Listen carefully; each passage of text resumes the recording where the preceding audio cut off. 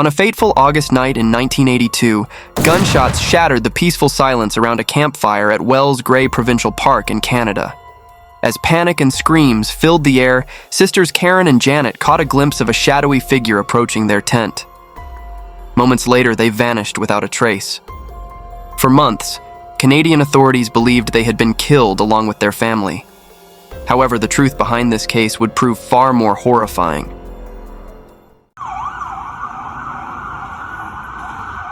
Our story takes place in British Columbia, Canada's westernmost province, known for its ancient forests, majestic waterfalls, pristine lakes, and towering mountain ranges.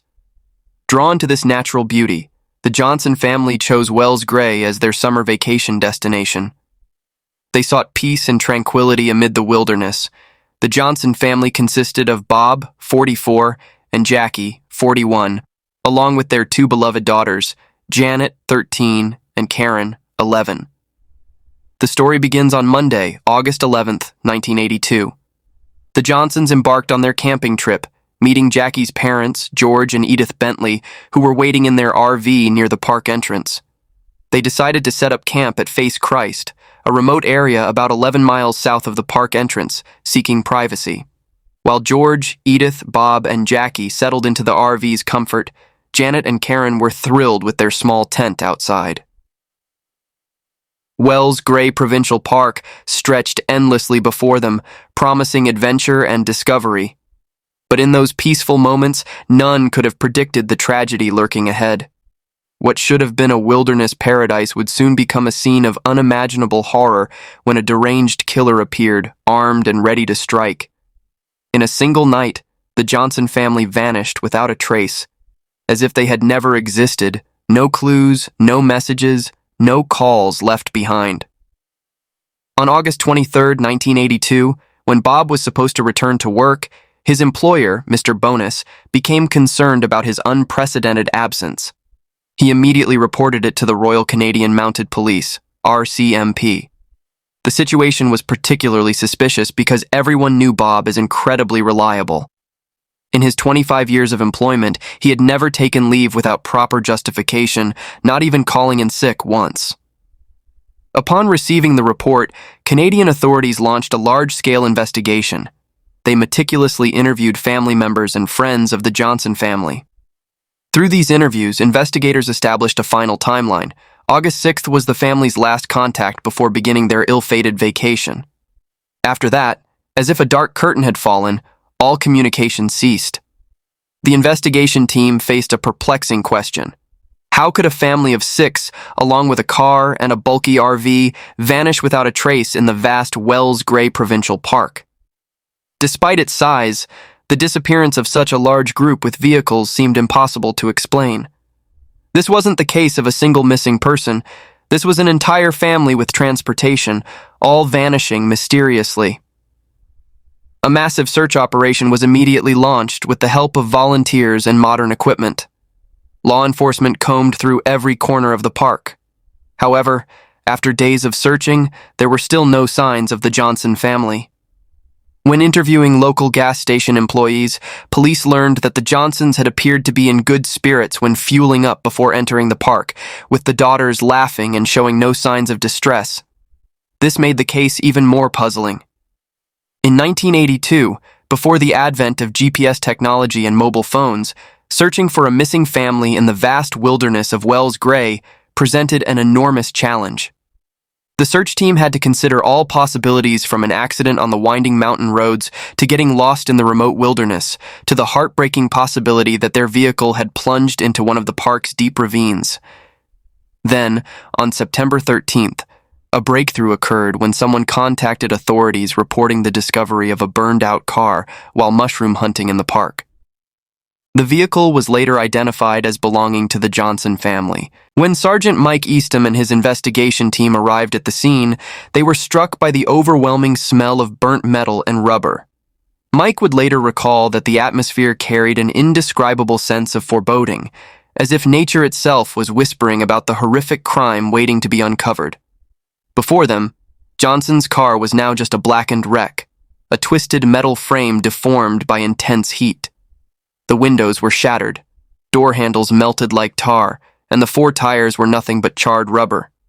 They also found 6.22 caliber shell casings scattered around the campsite. Nearby were 2 pointed sticks, apparently used by the children for roasting marshmallows.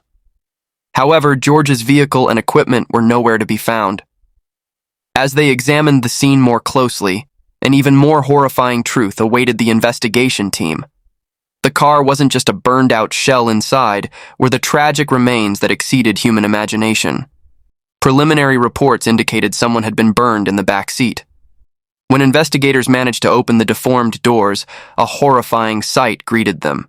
Charred skeletons, 2 small skulls lying bare.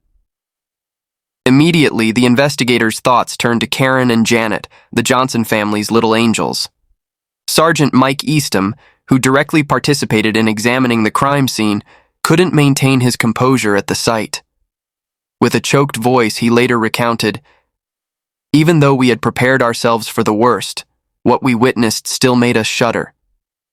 Before me, the 2 children were now just withered skeletons with deep eye sockets seeming to look at us hopelessly. What haunted me even more was discovering what appeared to be a fatal gunshot wound on one of the skulls. Detailed forensic examination of the discovered bones revealed a heartbreaking truth. The bodies in the car belonged to the entire Johnson family, parents, and 2 daughters. However, the initial absence of George and Edith's remains among the wreckage led to dark theories. Some began to suspect George, suggesting he might have been caught in an inappropriate act with Karen or Janet and resorted to violence to cover it up. These suspicions were quickly dispelled when investigators announced their findings. They had discovered DNA from 6 different victims, along with 6 skulls in the vehicle. Experts explained that the initial inability to find some bone fragments in the first report was likely due to wild animals carrying them away during the extended period the car lay in the forest. This also explained why investigators initially only reported finding 4 sets of remains. What had started as a mysterious disappearance had now become a horrifying and complex murder case. The Johnsons were well liked by everyone, and their deaths left profound grief among their loved ones. In a desperate attempt to catch the killer, investigators even filmed the funeral, hoping the perpetrator might appear to witness the consequences of their crime. However, this tactic failed to yield results. As the investigation deepened, forensic experts uncovered increasingly disturbing details. Finding multiple bodies with gunshot wounds not only confirmed this was a premeditated murder, but also revealed the killer's brutality. Through analyzing evidence and reconstructing the crime scene, investigators theorized that the killer's motive likely stemmed from a perverted desire targeting Karen and Janet. This wasn't simply a robbery murder, but a crime planned with darker, more horrifying motives. The family's isolation had inadvertently created perfect conditions for tragedy. During the first 2 nights, Jackie had repeatedly expressed concern about feeling watched by unseen eyes. The sudden appearance of broken branches and unexplained movement in the bushes increased the young mother's unease. Jackie's premonitions proved tragically accurate. A predator was indeed stalking the family, with lustful eyes fixed on Janet and Karen. On that fateful night, when thick darkness enveloped the forest with only the flickering campfire illuminating their faces, no one knew that a dark figure was slowly approaching them. The killer's eyes blazed in the darkness like flames of hatred, choosing this moment to commit his savage crime. His skillful movement in the darkness showed he was very familiar with the terrain, likely having stalked this family many times before. And then, while the family gathered around the warm fire, the predator decided to strike. Being a local resident, he had chosen the perfect moment to attack his unsuspecting victims. Using the cover of darkness, he crept from the bushes toward the family with a rifle. Janet and Karen had gone to sleep in their tent, so he focused on the others. He wanted to isolate the victims, giving them no chance to escape. With slow, deliberate steps and precise shots, he ended the lives of Bob, Jackie, George, and Edith. The gunshots suddenly cut through the peaceful atmosphere, giving none of them time to react. There may have been screams echoing through the night, but no one heard them.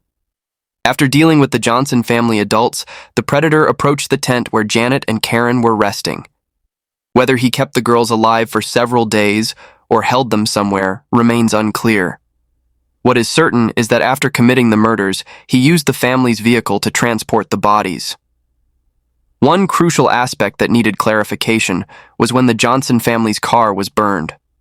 Although they had been missing for over a month before the discovery, if the motive was to abuse Janet and Karen, they might have been held captive for longer. Determining when the car was burned would help police narrow down their investigation. However, the police investigation had hit a dead end. Local public opinion strongly criticized investigators for seemingly focusing only on finding the remaining RV while the murders remained unsolved. Many believed the killer had stolen the vehicle to dispose of evidence and escape. The stolen vehicle theory had led the investigation astray. Search operations in the park were gradually reduced to make way for tracking down the missing RV. But to date, all efforts had been futile. To find leads, police launched a major media campaign. Posters describing the missing RV were posted everywhere from stores to billboards. They even created an exact model of the victim's vehicle and displayed it widely for public recognition. Television stations also joined the search by broadcasting reenactments of the killer's possible route. To solve the case quickly, police made widespread appeals for information from the public. One of the most noteworthy leads came from a witness living about a 12-hour drive from the crime scene in Saskatchewan. This person claimed to have seen the victim's RV with two young men inside. According to the witness's description, these two men had distinctive appearances, were around 20 years old, dressed shabbily, had long hair, and could speak French. One had blonde hair, the other black. Based on this testimony, police created sketches of the two suspects and distributed them widely through the media. Finally, in October 1983, more than a year after the murders, an unexpected breakthrough occurred. A park ranger had accidentally discovered the RV the police were searching for. He contacted authorities, reporting that he had found the vehicle on a small mountain within the park. Notably, the RV had been completely burned, and this location was less than 19 miles from where the Johnson family was murdered. This discovery completely upended the investigation. Clearly, the RV had never been stolen as the police had initially theorized. Instead, it had been driven deep into the forest and burned there.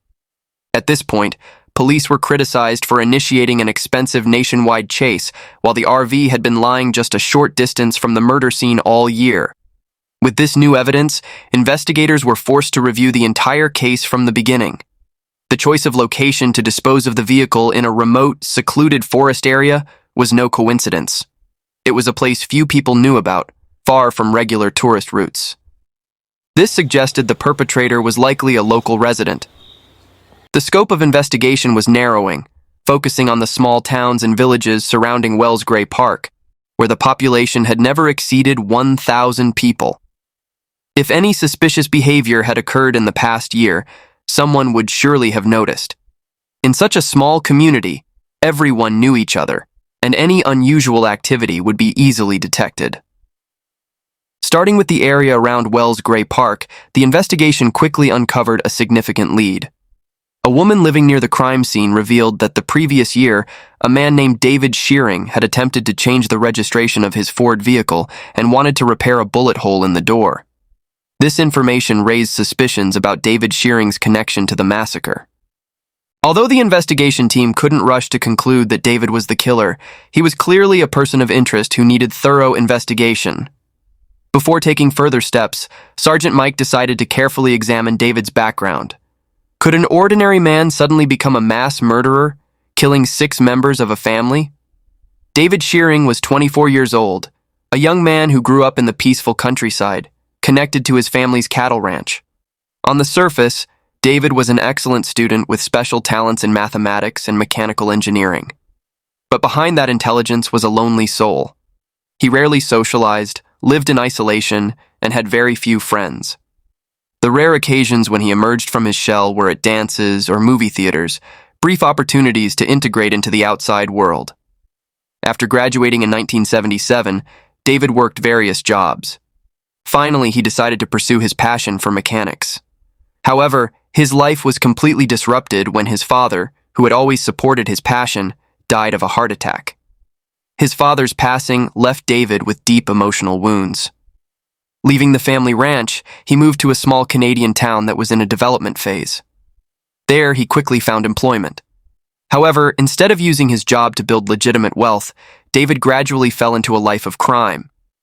Taking advantage of his contractor's trust, he secretly stole construction materials, accumulating them to build his own log cabin on the outskirts of town. From there, a criminal life began to infiltrate and completely change him. By September 1983, David and his accomplices were caught red-handed, transporting a large quantity of stolen materials. From then on, his life was placed under strict police surveillance, from having to report regularly to facing a criminal record. But this incident inadvertently opened up an important clue to another horrific case. When investigators began tracking David's trail, they discovered a notable detail. At the time of the Johnson family tragedy at Wells Gray Provincial Park in 1982, David was renting a suspicious large house in the area. The location of this house was not only close to the crime scene, but also within range of where the burned vehicles were found. This coincidence, along with David's recent criminal behavior, pushed him onto the suspect list. Subsequently, Sergeant Mike decided to dig deeper into David's past to find incriminating evidence. During the investigation, he discovered a case from 3 years ago in 1981 when a man named Cather was murdered near Wells Gray Provincial Park. Notably, the road where the murder occurred was the same road that David frequently traveled with his colleagues. With this information, Sergeant Mike believed this was an important lead and decided to begin interrogation with the old case. On November 19, 1983, David Shearing was summoned by Sergeant Mike. In the stifling interrogation room, the sergeant's sharp gaze seemed to pierce through the suspect's soul. With sophisticated interrogation tactics, he didn't go straight to the Johnson case but started with another incident. "David, let's examine an old case together, the cause of Cather's death in 1980. Faced with the experienced investigator, David tried to stay calm with a deep breath before letting his first confessions flow. He told about a fateful rainy night when alcohol clouded his judgment and he lost control of his vehicle and hit Cather. In extreme panic, he fled the scene and, along with his colleague, swore to keep this dark secret. In reality, in all reports and even newspaper articles, there was no mention of the victim dying from a car accident. Sergeant Mike had done his job well to get the perpetrator to detail the accident process. The sergeant continued speaking to David. "I want to talk to you about the Johnson family murders at Wells Gray Provincial Park. Do you know where they were shot?" David replied, "Yes, they were shot near the Old Creek campground, the worst area." Surprisingly, this information had never appeared in the press. No source had ever revealed the exact location where the Johnson family was murdered. Now the killer had revealed information proving he was directly involved in the case. In the suffocating interrogation room, David, with empty eyes, admitted everything. Tears rolling down his cheeks marked the beginning of a horrifying confession. When cornered, he began recounting every terrifying detail of the crimes he had committed. One night in August 1982, David had accidentally spotted the Johnson family's RV.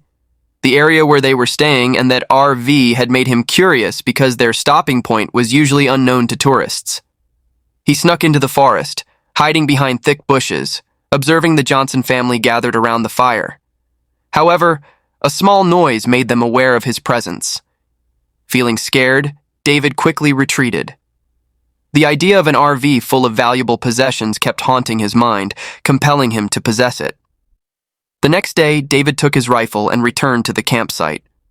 There, David loaded his rifle while still observing the Johnson family. After seeing the couple's 2 daughters head to their tent, he emerged from the bushes and carried out a shooting spree at midnight. He had no trouble shooting Bob, Jackie, George, and Edith. Though they tried their best to protect themselves from the bullets, they were successively shot and fatally wounded. Bob, unfortunately moaning too loudly in his final moments, was shot multiple times by David, leading to his death. Not stopping there, the killer continued toward the tent, trying to open it while Janet and Karen were terrified inside. They had heard their mother's screams, a gunshot, and then heavy silence enveloping the campsite. Then he opened the tent, went inside, and attacked the 2 sisters. The killer confessed that after committing the murders, he placed the bodies of all 6 family members in the car, with adults in the back seat and Karen and Janet in the trunk. He then stole some valuable belongings from the family, hid the car in the forest, and drove it home. The next day, he returned to the scene with 4 gallons of gasoline, drove the car to the location where it was discovered in early September, and set it on fire with the victims inside. As for the RV, he quickly realized that without proper documentation, it would be difficult to register it in his name and resell it, so he decided to burn it in the park as well. Sergeant Mike was skeptical of David's confessions. He sensed there was something deeper behind this massacre than just theft. The murder of an entire family of 6 for an RV seems inexplicable. With a rifle and a hood, the perpetrator could have easily taken the vehicle and valuables and disappeared without committing such brutal acts. Clearly, the motive behind the Johnson family massacre held darker secrets than a typical robbery.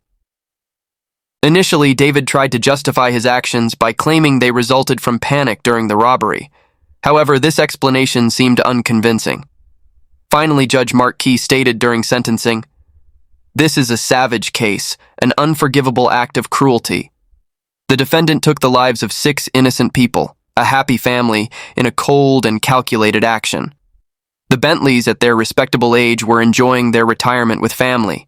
The Johnsons, in their middle age, were nurturing their home and raising children.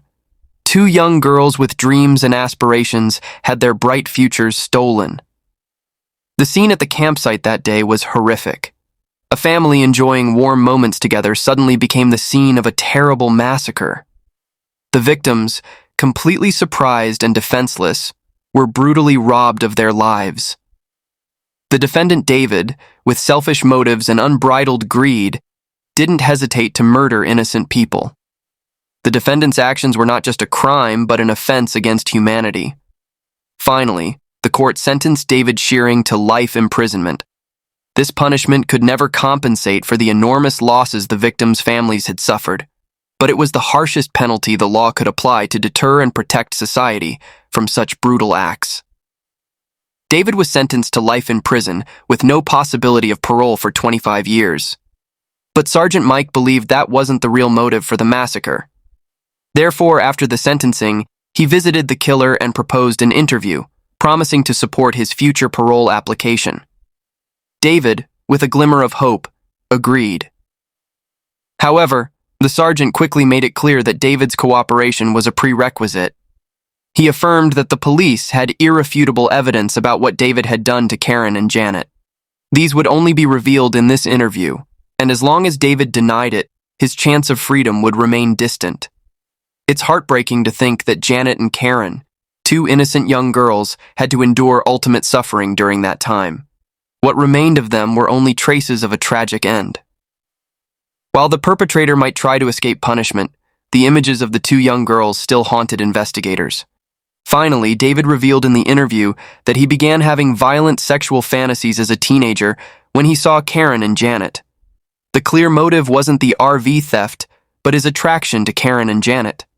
The urge was so strong that he couldn't resist when he saw the family appear in the secluded location. David recounted the crime details similarly to before leaving and returning with weapons. There, the killer dealt with everyone, but instead of harming Karen and Janet when they went toward the tent, he explained to them that something very serious had happened, that their parents had been attacked by bad people, that they needed to stay in the tent without making any noise. While David hid their grandparents and parents in the car, Janet and Karen waited in the tent. After finishing everything, the predator led the 2 young girls out through the forest. The girls were still too frightened to speak, haunted by their mother's cries and then the gunshots in their minds. David knew the area well and knew that a bit further there was an abandoned fishing cabin. He ordered the girls inside first, then locked the door, where he sexually assaulted them. The sisters stayed in that wooden house for several days. Janet even carved her initials there, which were later discovered. The 2 sisters were terrified. Even when they spotted a prison guard observing a group of inmates near the river, they didn't dare make any sound to signal for help, fearing David would kill them. After several days in the cabin, David decided to take the girls to his small farm not far away for better security. He knew the search might soon begin, and didn't want to stay when investigators started looking for the Johnson family, so he decided to move the girls out of there. The entire reason for these cruel acts was purely desire. At David's house, Janet and Karen were repeatedly assaulted by this predator until late August, when David realized he couldn't keep the girls alive any longer. Karen was the first to be taken into the forest. While her sister was locked in a room at the farm, about 100 yards into the woods, David ordered Karen to stop, raised his gun, and aimed. After taking Karen's life, he brought her body to place in the stolen car, then went for Janet. The girl understood something had happened to her sister and that she would face the same fate.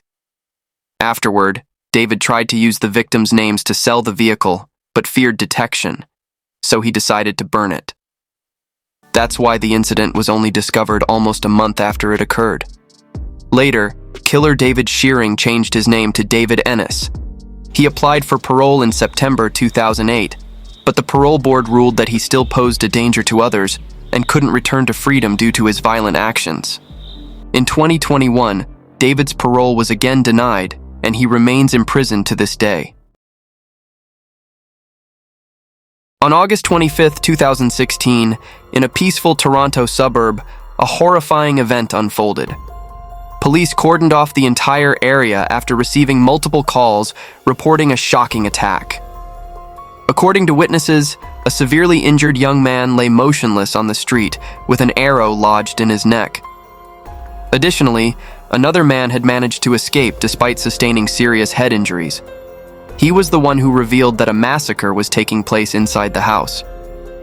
This news stunned neighbors because the Ryan family was known for being gentle, humble people who had never caused any trouble in the area. The Ryan family, with 6 members, had once been a model of domestic happiness. Susan was a dynamic and passionate woman who had raised 4 sons with warm love. Her husband, Bill, was the budget director of the Toronto Star, one of Canada's largest newspapers. Beyond his work, Bill was known as an active person who regularly taught fitness classes at the community center. The Ryan family had 4 sons. The eldest, Christopher, worked as a ticket agent at a public transportation company. Despite interacting with many people daily, Christopher maintained a quiet, rather shy personality, preferring solitude to lively conversations.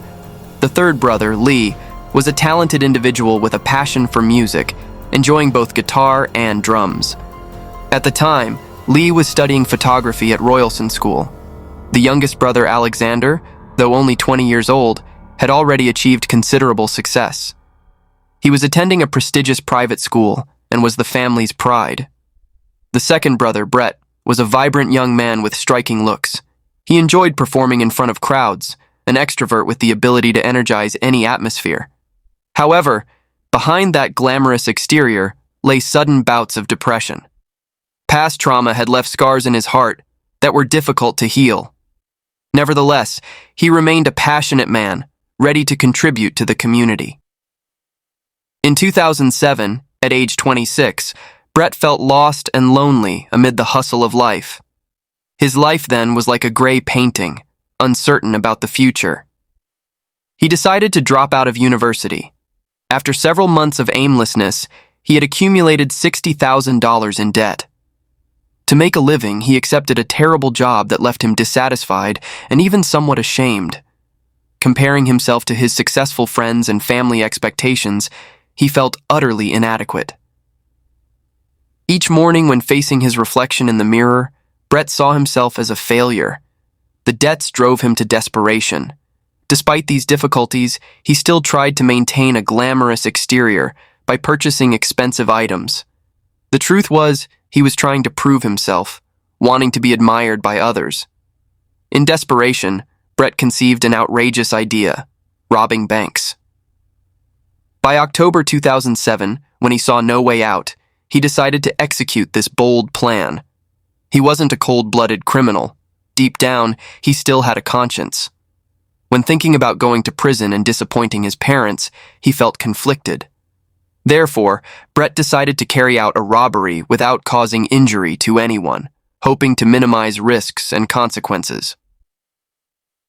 On October 20th, Brett disguised himself as an injured person, by wrapping bandages around his face and wearing an arm sling. With this new appearance, he entered bank number 371 on Kingston Road, a location just an 8-minute walk from his home, for a quick escape. There, instead of threatening customers, Brett tried to create the image of an injured person coming to the bank to claim insurance money. At the counter, Brett handed the teller a note with a brief demand. "Robbery, no alarm, give me $2,000. I have a weapon." Despite trying to stay calm, the teller couldn't help but panic at the unexpected situation. With their modest salary and fear for their life, they complied with the demand, taking $1,115 from their drawer and stammering, "This is all I have." Brett silently took the money, maintaining composure, then turned and walked away, slowly limping out of the bank without any interference from security guards or surrounding customers. At that moment, no one could have guessed that the 26-year-old had just committed his first robbery in life, earning merely $1,115. Back in his apartment, Brett couldn't help but wonder why they stopped at $1,115. Determined to earn more in the next robbery, he chose a completely new image, an elderly man with gray hair and beard, wearing glasses and a hat. With this careful disguise, Brett believed he would easily deceive everyone. His strategy remained the same, a brief note with demands, get the money, and leave quickly. The second robbery was another complete success. However, for Brett, this was just the beginning, as the desire for more money increasingly compelled him to carry out new operations. Over 8 months, Brett continuously disguised himself as either an elderly man or an injured person to carry out non-violent robberies. Each time, he demanded a small amount of money and quickly left the scene. Bank employees had no reason to risk their lives protecting such small amounts. Moreover, the frequent rotation of counter staff made his robberies even easier. With each successful robbery, Brett earned about $3,500. In total, over 8 months, he had collected $28,000. However, the repetition of robberies at the same bank began to draw attention from authorities. They noticed something unusual. The alarm system was only activated after Brett had left. This suggested some connection between the robberies and the person triggering the alarm. Faced with this situation, the Toronto police had to increase patrols around banks in the area, hoping to catch the robber in the act. However, they faced a dilemma. How could they distinguish between a genuine elderly person and a robber disguised as one, or how to identify a genuinely injured person from a robber pretending to be hurt? Continuous bank surveillance became meaningless when police couldn't check everyone. But then during one operation, Brett became careless when he chose a small street next to the bank to park his car, thinking there were no surveillance cameras there. Unexpectedly, a security camera had recorded his entire criminal act. After a long investigation and evidence collection, the Toronto police finally identified the perpetrator. On August 22nd, when Brett was carrying out a robbery at TD Canada Trust at 3115 Kingston Road, a small bank that had never been targeted before, he was surrounded by an elite police team.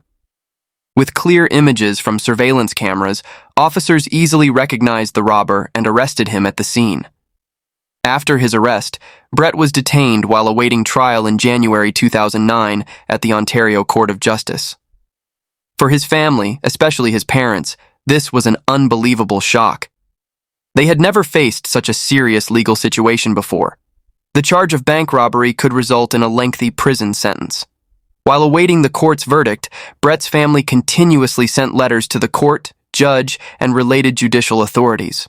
Their letters affirmed that Brett was inherently a good son who had made a serious mistake due to momentary recklessness. They believed he deserved a chance to rebuild his life. The family also emphasized that they had never had any member violate the law and believed Brett had learned an expensive lesson from this mistake. They earnestly begged the court to consider reducing his punishment to give him a chance to start over. In the letter Susan and Bill sent, they revealed that Brett had gone through a period of severe depression, feeling lost and in great need of help. On his lawyer's advice, Brett decided to plead guilty to robbery and staging crime scenes to reduce his sentence. Subsequently, he was sentenced to 5 years in prison. During his incarceration, he was also examined and treated by psychiatrists. Although initial psychiatric evaluations didn't detect any signs of violence, mental illness, or personality disorders in Brett, doctors still decided to monitor his psychology due to his history of severe depression. After release from prison, Brett's community reintegration process went fairly smoothly. However, the wounds from his past still left deep marks, causing Brett considerable difficulty in building and maintaining social relationships. Because Brett's part-time jobs weren't enough for him to be independent despite family support, he decided to start a small company, claiming to be an artist. However, due to his past involvement in bank robbery and the easy accessibility of this information when searching his name on social media, Brett struggled to find customers, and the company quickly had to close. Once again, he fell into unemployment and financial difficulties. Feeling lost and desperate, Brett decided to follow his mother's advice and return to university to study biophysics. At the same time, the family could no longer bear the neighbors' gossip. Therefore, they decided to move to Scarborough to start a new life.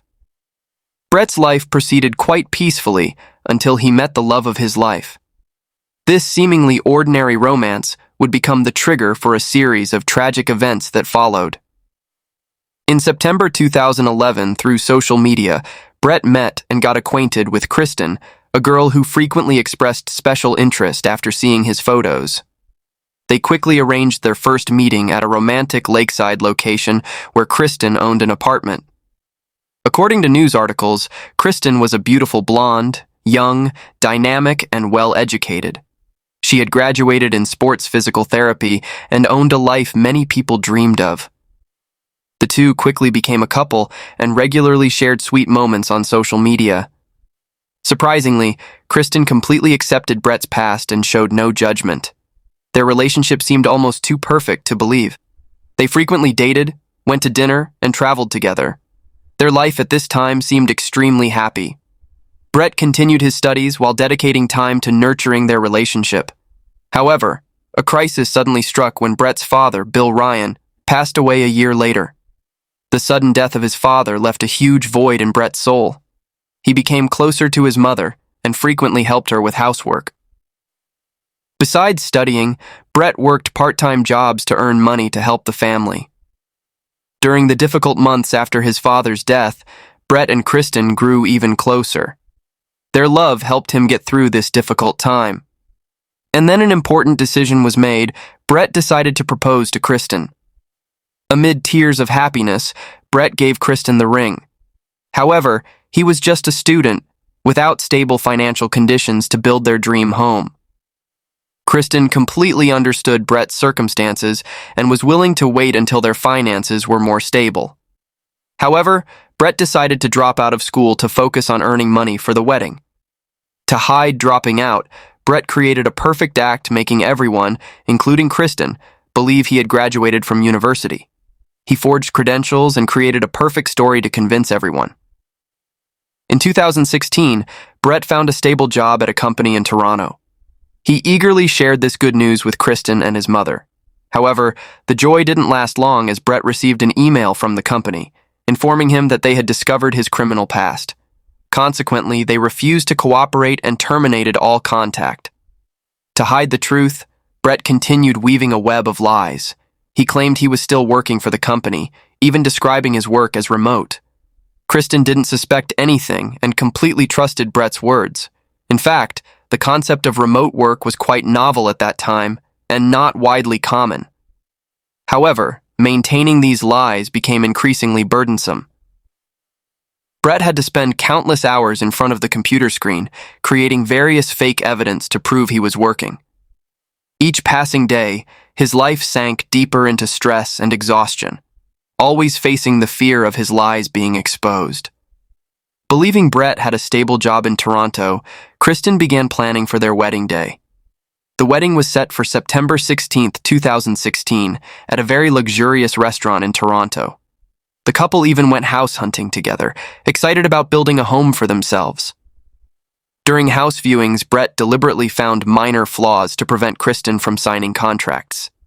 He knew that if Kristen became a homeowner, maintaining his lies would become increasingly difficult. Additionally, Brett worried that Kristen might accidentally inquire about his financial situation. In reality, only Brett's bank manager knew about his lies. If Kristen came to the bank with Brett, all the truth would be exposed. He feared that when the bank staff told Kristen about his unemployment, their relationship would collapse. Even Brett's mother was unaware of her son's lies. She felt concerned seeing Brett having too much free time. Nevertheless, she was always ready to help her son and trusted his promises. Brett frequently asked his mother for money to prepare for the wedding, promising to pay it back later. To hide the truth, he told his mother he was working multiple different jobs to make a living. Brett's mounting lies continued until summer 2016. Finally, unable to bear the psychological pressure, Brett sought help from a psychologist. There, he confessed everything he had done. The psychologist advised Brett to be honest with his loved ones, especially Kristen and his mother. Brett decided to meet his mother to confess everything. He shared with her that he hadn't graduated from university, didn't have a stable job, and desperately needed financial help for the wedding. However, his mother's reaction was completely opposite to what he had expected. Susan was an intelligent and kind woman. She didn't want her son to deceive a lovely girl like Kristen. Therefore, she refused to lend Brett money until he resolved matters with Kristen himself. She believed Brett needed to be honest with Kristen about his real situation and let her decide whether to continue their relationship. However, Brett didn't want to tell Kristen the truth. Finally, to continue living in deception, he decided he would kill his mother to prevent her from revealing the truth. In August 2016, Brett went to a sporting goods store and requested an inexpensive, lightweight weapon suitable for hunting. He tried to create a reasonable excuse to buy it, but his actual purpose was entirely different.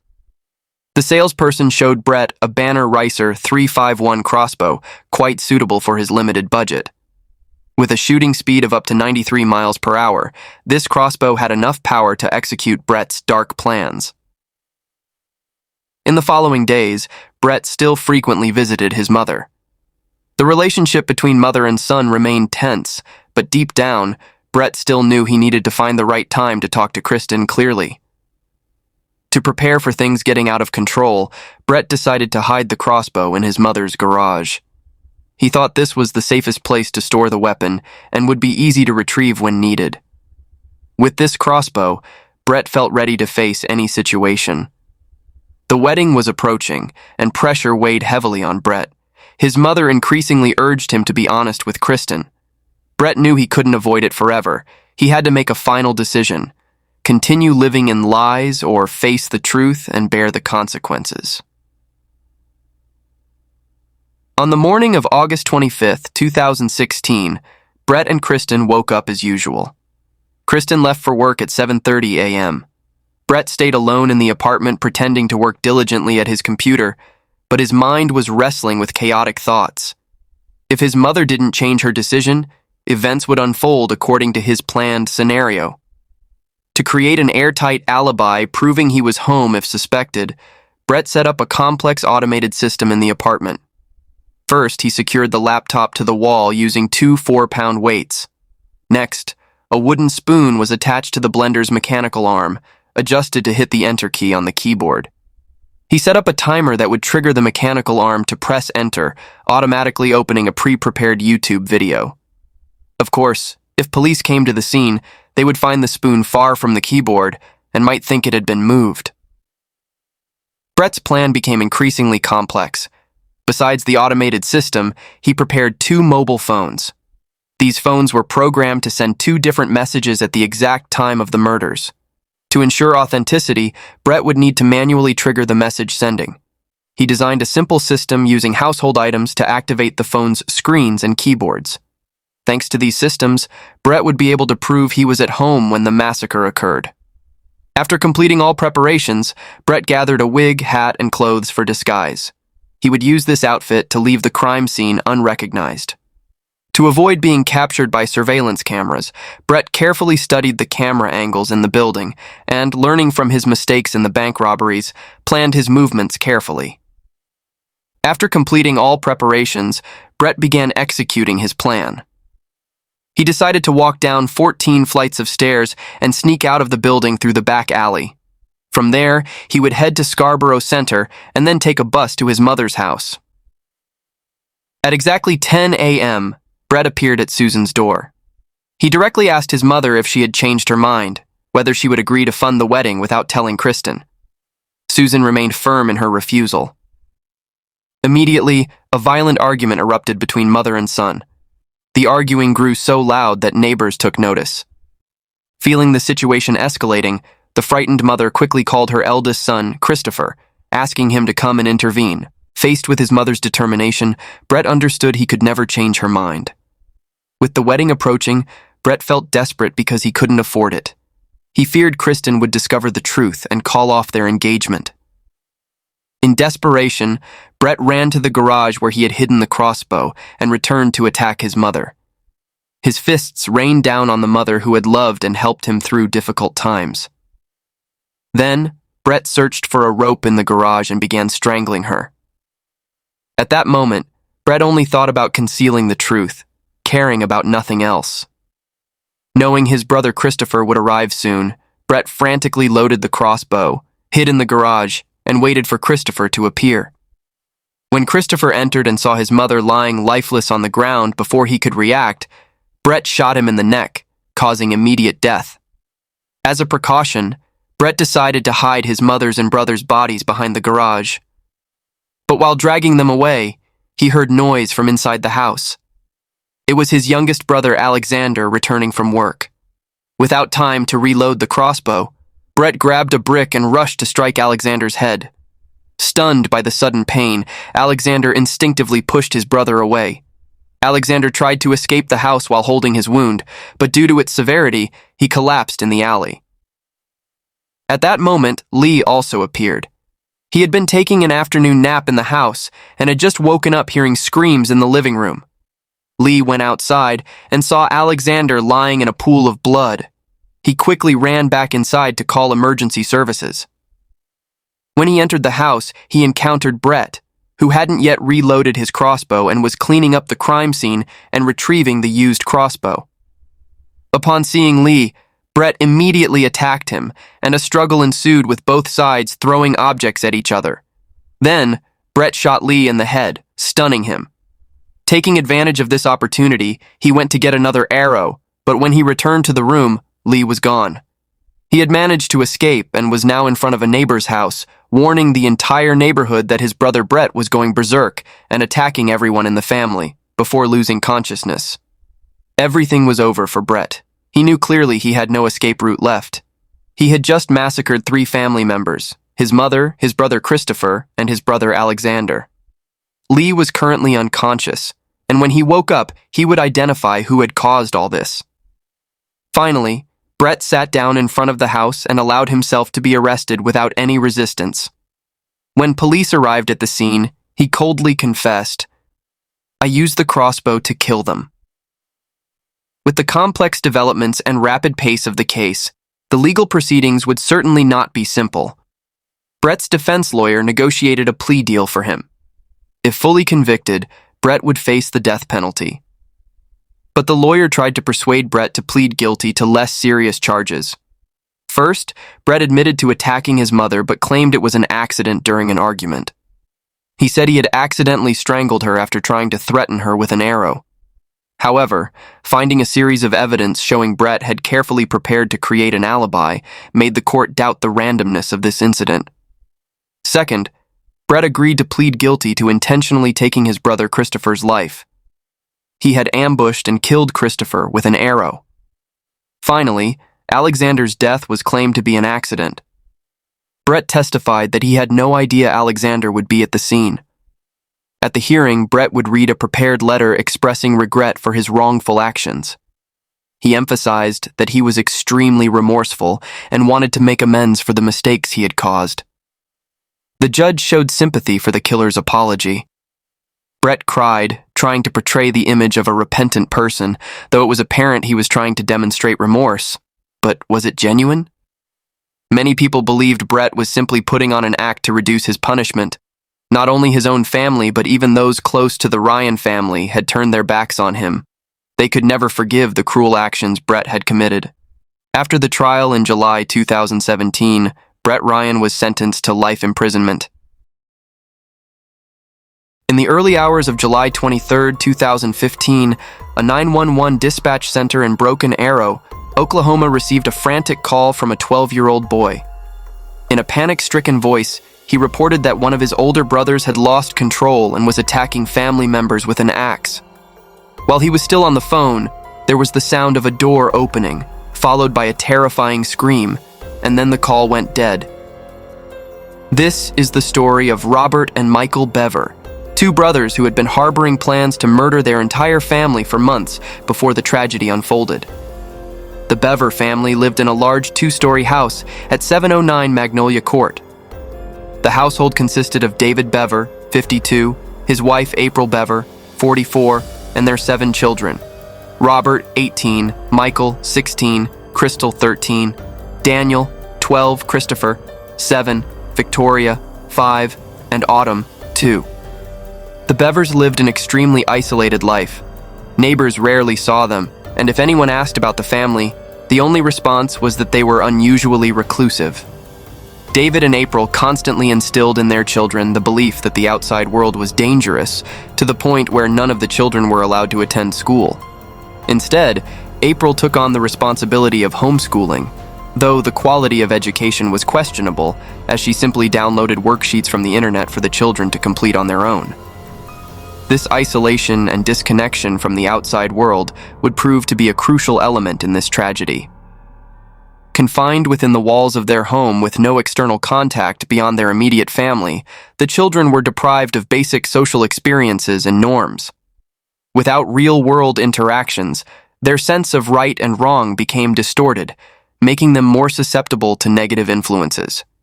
In this environment, the internet became their only window to the outside world, and unfortunately, Robert and Michael became drawn to dark stories of murders, disappearances, and family massacres. The two brothers gradually developed an unhealthy obsession with notorious killers. This fascination became increasingly dangerous, particularly for Robert, who would often joke with his siblings about someday going to kill someone and becoming famous like the killers he admired online. With what little money he had saved, Robert began secretly stockpiling knives and protective gear.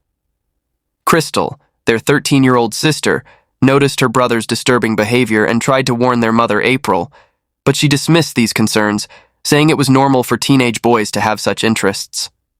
When the family got internet access, Robert began creating YouTube content on what was then a relatively new platform. In 2013, he uploaded his first video, which seemed harmless compared to what would happen 2 years later. The video focused on Minecraft, with Robert explaining how the game worked on his computer and mentioning how Michael had accidentally deleted his game data. He also uploaded a short, cryptic video without any explanation or description, which he simply called a sketch.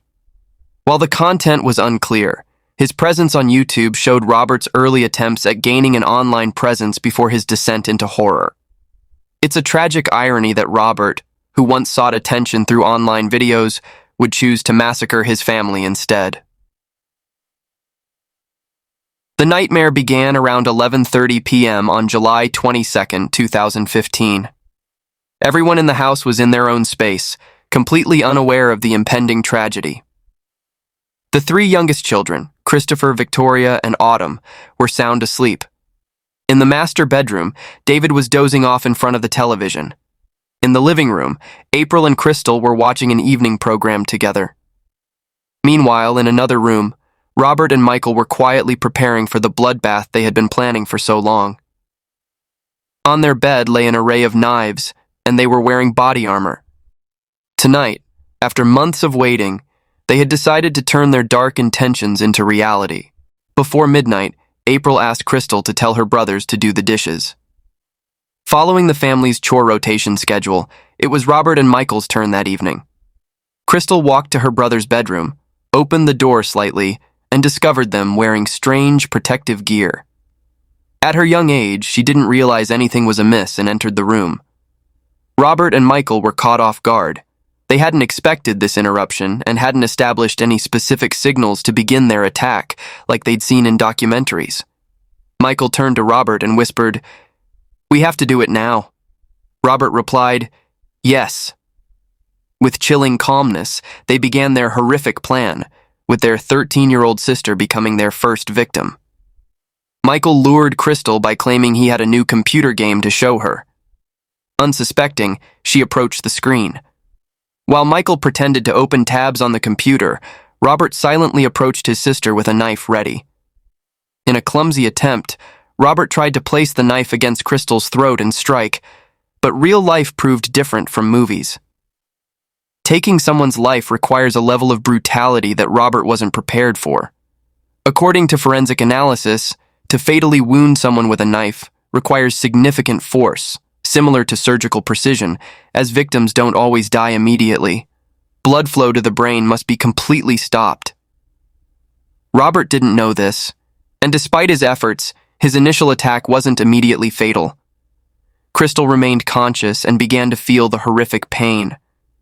She tried to escape the room in terror but received multiple stab wounds as she fled. In panic, she tumbled down the stairs, her body creating a series of chaotic sounds as she fell. She managed to cry out for her mother, and when April rushed to find her daughter staggering, she too was immediately attacked by Robert and Michael, becoming the first fatality at the scene. Despite not understanding why her sons were wearing body armor and wielding knives, April tried desperately to protect Crystal, but suffered 48 stab wounds to her arms, neck, face, chest, and stomach. Later, when Crystal lay unconscious near the front door just a few feet away, Robert, showing complete emotional detachment, grabbed his sister's legs, dragged her back inside, and inflicted more stab wounds. The massacre seemed to have no clear motive. Although Robert and Michael later admitted to disliking their parents, they had no apparent reason to subject their entire family, especially their innocent younger siblings, to such horror. The terror continued to escalate. After attacking Crystal and their mother, Robert asked Michael about the location of the remaining family members. Despite the screams and chaos throughout the house, no one else had emerged, and their father David seemed to still be sleeping, showing no reaction. However, Michael discovered that Christopher and Victoria had fled to the bathroom and locked themselves inside.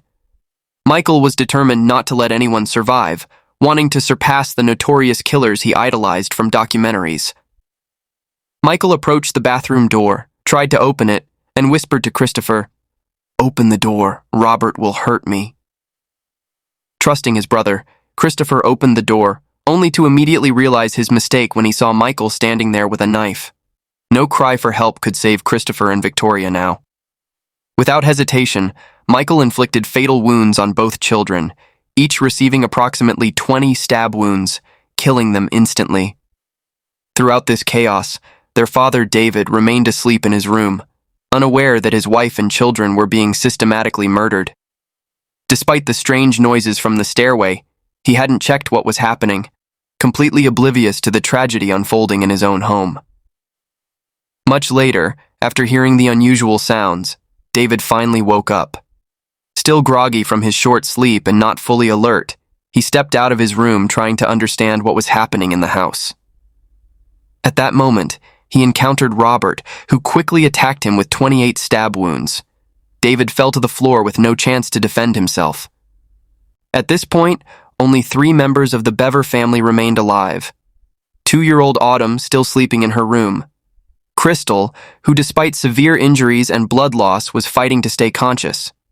And Daniel, the 12-year-old boy who had quickly grabbed a phone and hidden in his father's study.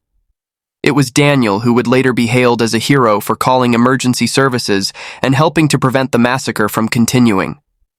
No one in the neighboring area had heard or seen anything unusual.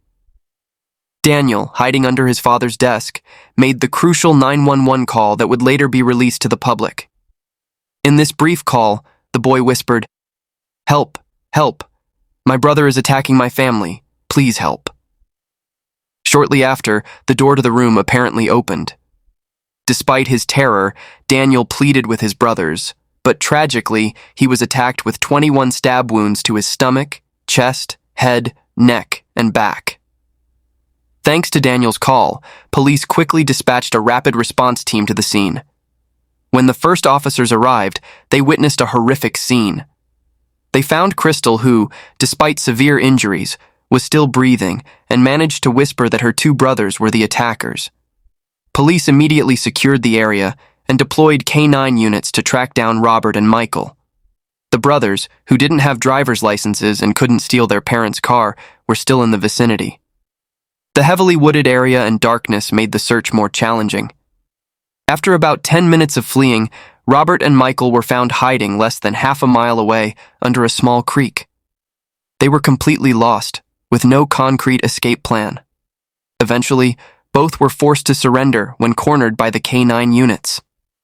During the arrest, Michael suffered minor injuries from a police dog, while Robert showed no fear or remorse. Instead, he appeared proud of what he had done. When the first police team entered the house, they discovered dozens of weapons in Robert and Michael's room, including knives, axes, picks, and scissors, along with protective equipment like knee pads, elbow pads, helmets, and a USB drive containing their secrets. Although the massacre happened hastily, Robert and Michael had detailed plans stored on the USB drive found in Michael's computer. The contents revealed intentions for a massacre even larger than the notorious Columbine High School shooting in 1999, where 15 people were killed and 24 were injured. Despite the significant difference between shooting up a high school and massacring one's family, Robert and Michael harbored these ambitious plans even though they didn't have guns at the time. In fact, the brothers had already ordered firearms and ammunition to carry out their plan, and the family massacre wasn't supposed to happen so soon. However, when Crystal accidentally walked in on them wearing body armor with knives ready, Robert and Michael feared their plan would be exposed. They worried their parents would confiscate everything, forcing them to act immediately, even though it meant having to clean up the crime scene and stay quiet while waiting for their weapons to arrive. The fear of discovery and Daniel's emergency call disrupted their plans to film the massacre and upload it to social media to initiate a chain of violent events. The brothers had planned to use the family car for their crime spree. However, there was no evidence that either of them had a driver's license, and since the family rarely left home, it's likely neither had any driving experience. According to their plan, once they acquired weapons, they would drive from town to town, randomly attacking people to achieve notoriety. Their goal wasn't just to satisfy a thirst for violence, they wanted to become Wikipedia entries and the subject of news reports and documentaries. While their larger plan was thwarted, sadly, they did achieve a kind of infamy by becoming notorious names in criminal history. Despite everything, we can all agree that Daniel's quick thinking to grab a phone and call 911 saved countless innocent lives. Robert and Michael were arrested and interrogated immediately afterward. In the United States, interrogations are typically filmed and can be made public. When the Bever brothers' plans were revealed, their attempts at defense were noteworthy, but what stood out most was that Michael Bever was the only one who appeared in the broadcast footage. In the video, Michael, a frail-looking 16-year-old who appeared ashamed of his situation, blamed his brother Robert, claiming Robert was the mastermind and that the plan had only begun on June 30th, less than a month before the massacre. Michael portrayed himself as someone who got caught up in the crime, claiming he had no choice but to participate for fear that if he didn't, Robert would kill him like the others. Michael admitted to possibly stabbing some family members, but described it as an act of losing control in a crazy world. Robert's attitude was completely opposite to Michael's. He showed pride in what he had done and provided detailed accounts of the events, giving investigators a clear picture of what happened. When questioned about harming his family members, Robert didn't hesitate to confess, even mentioning that he had planned to decapitate his youngest sister, Autumn, who only survived because she was asleep and the brothers forgot about her in their frenzy. While Michael offered no clear justification for his actions, Robert had many reasons for hating his parents. According to Robert, his parents were cruel people who didn't love their children. He even believed his mother had 7 children just to collect tax benefits and social welfare. Robert described a dark home life filled with neglect and violence. He claimed his parents not only ignored his paranoid fears about the outside world, but also regularly used physical punishment. In one instance, he recalled how David had pushed him down the stairs just for forgetting to turn off a light. In court, a major question arose. Could the toxic family environment, with signs of psychological disorders and parental abuse, serve as mitigating circumstances for Robert and Michael? Or should their youth, especially Michael's, influence whether the U.S. justice system would give them a second chance? However, from the start, the Oklahoma justice system was clear in its decision. Robert and Michael would be tried as adults because their crimes were premeditated and planned, with intentions to commit even more horrific acts. Robert, as the eldest at the time of the crime, faced the death penalty for being considered the mastermind and showing no remorse. He never shed a tear for his family, nor expressed any regret for his actions, in complete contrast to Michael.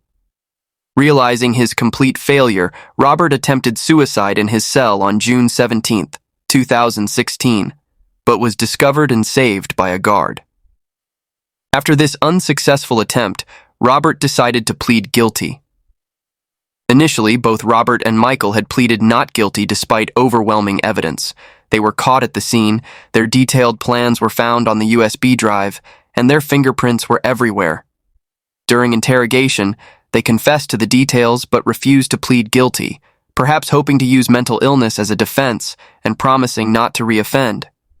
However, this strategy failed in the U.S. justice system because their plans were too well documented and their actions showed calculation rather than loss of control. Finally, Robert pleaded guilty and received life imprisonment without the possibility of parole, being deemed too dangerous for rehabilitation. He will spend the rest of his life behind bars, taking full responsibility for his crimes. Michael steadfastly maintained his not guilty plea, with his defense clearly positioning him as merely a follower who was drawn into his brother Robert's actions. To this day, he appears not to fully comprehend the gravity of his crimes.